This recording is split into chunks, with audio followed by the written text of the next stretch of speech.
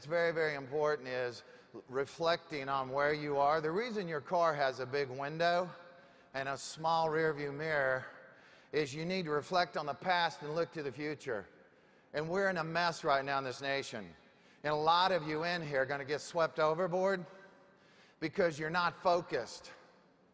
The United States of America, listen carefully, is number 14 of all the nations in math, 25 in science. That is inexcusable. We're 17th in reading. We're number 1 at watching television. No one does better at watching TV than us. And you're checking out of life, and it blows me away. Everybody has to think you're smart to get ahead in life. Hell, I graduated dead last in my high school class. If they reversed the order, I would have been valedictorian. And my guidance counselor said, "You really aren't college material." I said, "Hell, I knew that." And then she gave me a list of all the things I could do in life. Do you know many of you have had one person change your life and you received a negative and you've been living it for 40 years?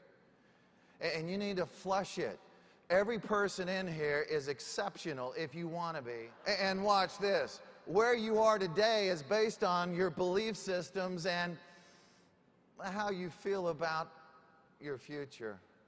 You're going to be where you need to be tomorrow based on what you do today. And the world is heating up. Do most of you believe that? The world is heating up. Things are happening quicker and faster in life. Most of us don't have a game plan. How the hell are you going to win a game if you're not in it? And then this is important. We always put off tomorrow what we ought to do today. Today is the first day of the rest of your life. The decisions you make today will guide you, direct you, and focus you for tomorrow. And don't go alone. Take a posse with you. Many of you, that should be your family. Don't go alone. That's kind of sick. Take some folks with you. And some of you have them. You know right who they are. A lot of you got lazy money. When you give it to organizations that throw you under the bus and pay you 1.5%, that's like crazy. That's 6 clicks left of stupid. And many of you in here won't manage your own money because you're scared. I'm scared. I'm scared. What if I make a mistake? You are going to make a mistake. It's okay. Do you know why most Americans won't manage their own money? They're afraid. Fear comes from Satan. Confidence comes from God. I know that's really a bad thing to say in Seattle. Some of you are already puckering up. So I'm going to give you a Washington State version.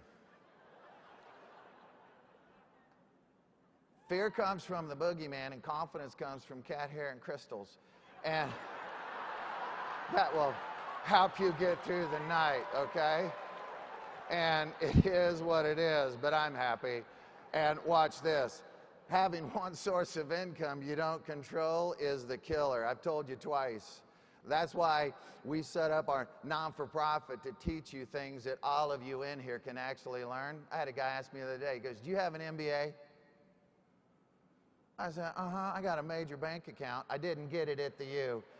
And listen to this. A lot of you need some street moxie education, and that is major. Street moxie trumps PhD. Do you understand that?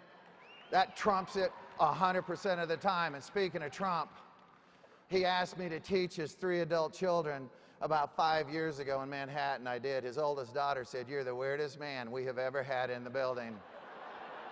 I said, "Mine's real."